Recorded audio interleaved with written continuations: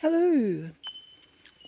If you watched my last video, I was headed towards the pinnacle, which isn't on this map, but a lovely farmer stopped me on the drive and told me that if I was going up to that road to not bother because there's a tree across the road, so we had to phone Parks New South Wales to get them to move it. So, okay, there's an obstacle in my way, literally. So I'm going to do this rosewood loop walk. I'm here. I'm at Sheep Station Creek, as the sign says, in the Border Ranges National Park.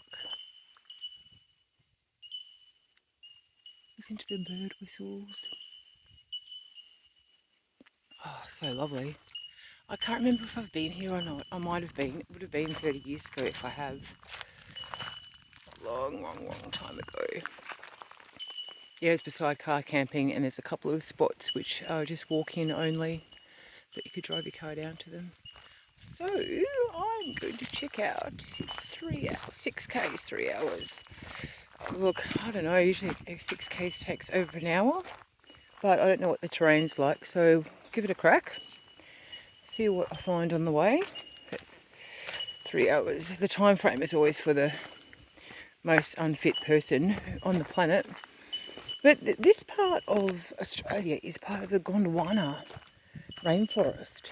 And I just read, see how much I can remember, I'll test myself, that 4 of the 5 type of rainforests that exist in the world are right here in this national park.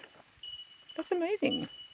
And it has some of the oldest, I did know this, has some of the oldest surviving flora and fauna, most ancient rainforests in the world. That's because Australia is just, oh, it's very wet. I wasn't expecting this, because it's so remote in the middle of, the southern hemisphere, in the middle of nowhere. Yeah. So get a bit of exercise, break from the heat, which is weird. I used to love the heat and I'm just not used to it. I think I've been indoors on a computer for too much time and too long. I'm not used to the humidity. I whinge about it all the time. It's not too bad here. It's not as humid as Queensland. Anyway, yeah, get back to nature. It's always good to get back to nature when you live in an urban jungle, especially when you don't like the urban jungle that you live in. Anywho, see if I get some clarity from a rainforest bushwalk. Clarity about how to make decisions of which plan of mine to go ahead with. But I've come full circle. I've been in Queensland since July last year, so I don't love it. Anyway, I'm mainly here so that when I'm ready, well, when the country opened back up again, and it finally has, gee, thanks very much for letting me leave my own country. It has opened up. However, now that it's February already, I'm just thinking, I had ideas of moving to Thailand. Thailand have been fucking around with like what their regulations are with the Omicron variant, and it closed again. It had test and go in December, and then it closed. Fair enough, I guess they can do what they wish. But now the test and go there is test on arrival at the airport, go to your hotel room, wait to get your result. If negative, then you're free to go, and then a second test on the 5th day. And interestingly enough, allegedly a lot of people are testing positive on the 5th day. Are they all picking it up out in the community? I don't think so. Can't say too much because freedom of speech isn't what it used to be in the world. Anyway, so that was my plan, was to go to Thailand soon, waiting, well, to get some cash flow together. Anyway, so then Mercury went retrograde in January, and I blamed that on everything going backwards. My job finished early, probably because I said something to offend them, which is easy for me to do because I need to find a new career. Anyhow, so now that it's February and like the 10th, I've applied to go back to Spain, which really, Thailand was for a holiday and to laze around and not do very much. And I'm sort of just, I can't be everywhere at the same time, but my heart is in Spain and in Europe. I can't work, it's probably proper jobs there, but I didn't try hard enough last time. I really didn't. So anyway, I just think I'm going to stay here until September. So if I'm staying here till September, there's no point going to another place in Australia that I prefer, because I've lived in all of them multiple times over. Anyhow, why am I telling you all my plans? It's probably really boring. Back to the rainforest walk.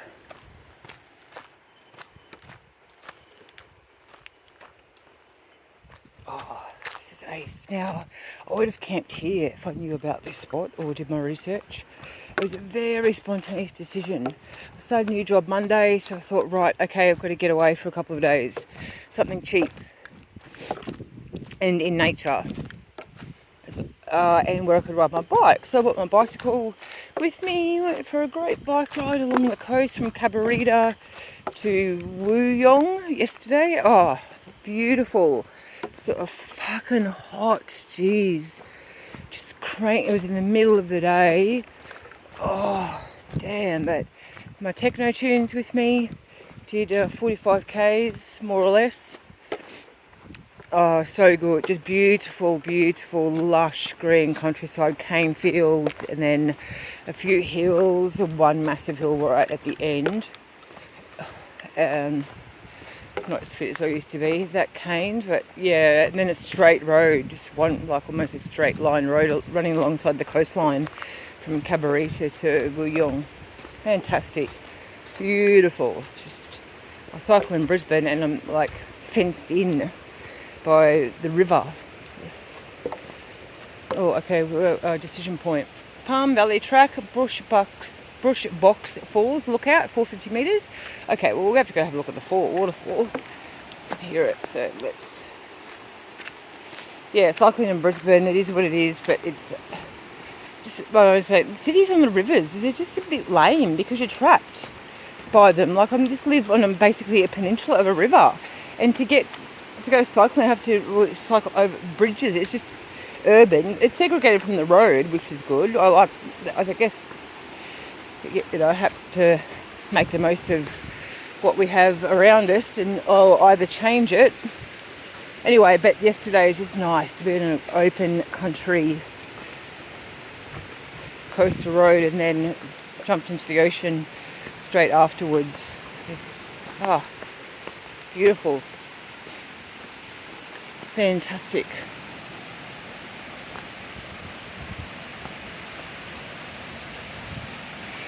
Yeah, so this area, Gondwana, bush boxes, a tongue twister, falls. Maybe I should have brought my towel to go for a swim. Oh, do I need a towel? Probably be dry in 5 minutes. Oh, look at this. Oh, wow. Beautiful.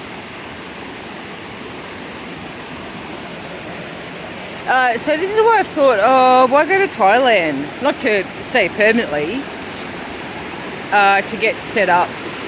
Stay there for a couple of months and then go to Spain in September. But other than the cheap cost of living, I'm already in humidity and sort of rainforest jungle.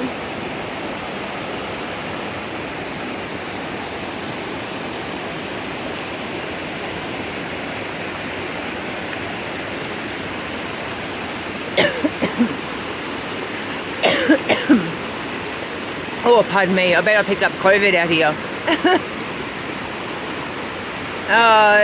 Someone told me that there's been a lot of rain here since October. Woman Mia at the campground since October, and yesterday and today is the first sort of clear days of no rain in like 3 months. And yeah, you can tell, look, it's flowing water. Beautiful. Okay, let's keep going. Wow, this is worth a drive. The road in here was quite rough. And I used to have a Subaru WRX. Well, it wasn't mine, it was an ex's.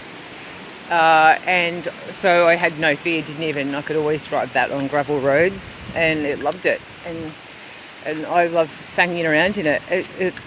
But I have to be a little bit more careful because I'm in a Hyundai XL, which is not all-wheel drive. I think I need some air in the tyres. Probably could have done that before I left on a driving trip. Oh, whoa! Check it out! Wow, that's a swimming hole. It doesn't look that clean though. Whoa. I guess, of course it won't. It's in the middle of a forest.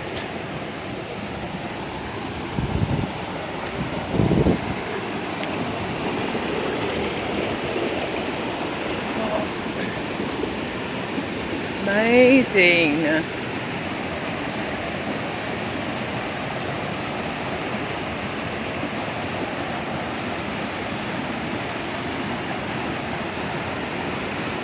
Just beautiful. So some of the storms might have been a bit wild because there's quite a lot of trees.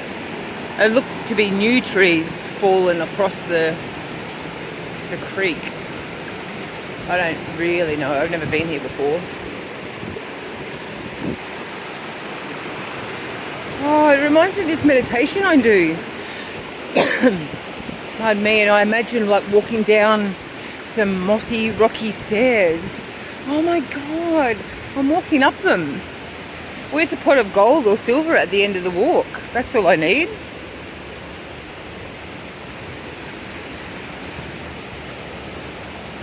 Oh wow, this is beautiful. I definitely might have to schedule away a day off, a long weekend, and come and camp at this spot. I think winter would be ace. You can't swim then, but waking up in the cool weather with all the mist everywhere. I like camping in winter.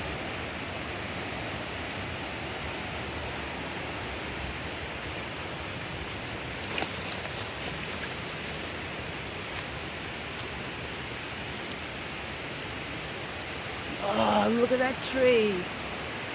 Oh my God, beautiful. I love the little buttresses at the base. It reminds me of like Gothic church architecture. It's probably where they got the idea from, because they're called buttresses. They're also called buttresses. It's like those thick, protruding roots of that tree. I don't know what type of tree it is. I think there's Antarctic beech and something else in here. I don't know. Alright, what's up here?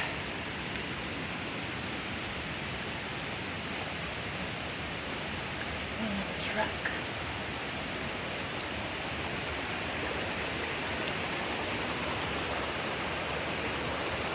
Oh, good decision. Okay, so I can't get up to the pinnacle, but I do get out of the car and get in amongst the environment more so than just driving further distance and getting out for 10 minutes and then leaving again.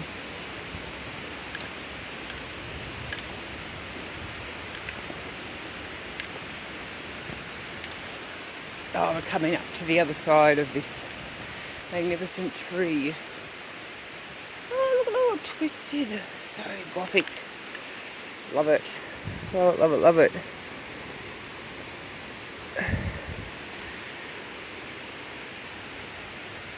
Almost twisted. Pardon me. Oh, has it taken other trees into it? It's like stolen those other trees, like because of its branches or the roots, like taken them into their own. Oh, wow. I get this sort of really intense romantic story and relationship vibe from that. Yeah, sort of enforced love and control. Not necessarily from an evil perspective, but wow. Yeah. The larger tree was really attracted to the smaller trees, or needed it for its life force and to keep being rejuvenated and living and growing taller. So it said, I'm going to take you, you're mine.